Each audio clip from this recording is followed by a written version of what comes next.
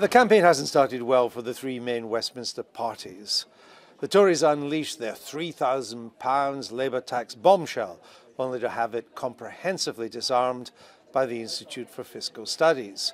Labour tried to cosy up to big business by parading its pro-EU credentials, only to be generally rebuffed by big business.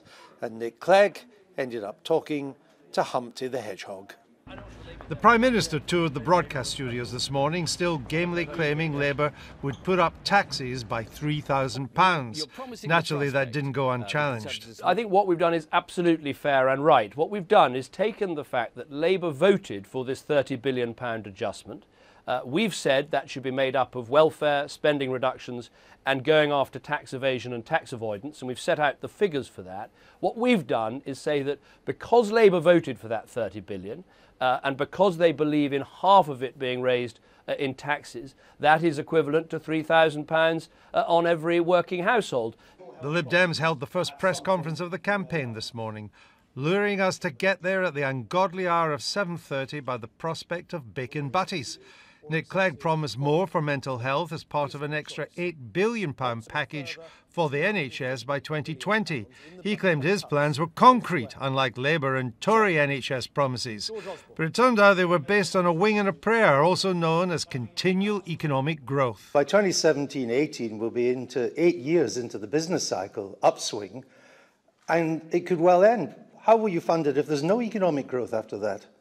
Oh no, look, of course I accept. You can only work from any parliament to the next when you talk about public spending.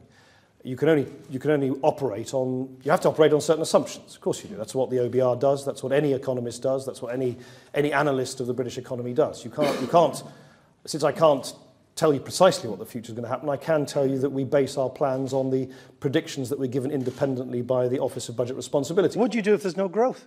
Well, look, what do I do if the world comes to an end next Tuesday? I mean, you can't. It's more likely you'll have no growth in the world coming to an end.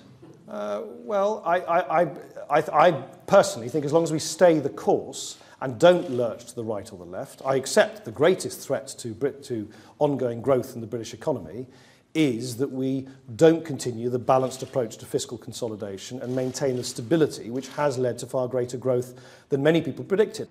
And Nigel Farage was in Dover, where he unveiled yet another poster.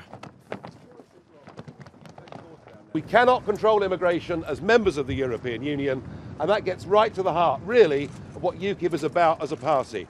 We want a different relationship with Europe. We can't see it today. Normally you can actually from here. We want a different relationship, one that is based on trade, but not membership of political union. And Ed Balls was in Swindon, making an announcement on business rates.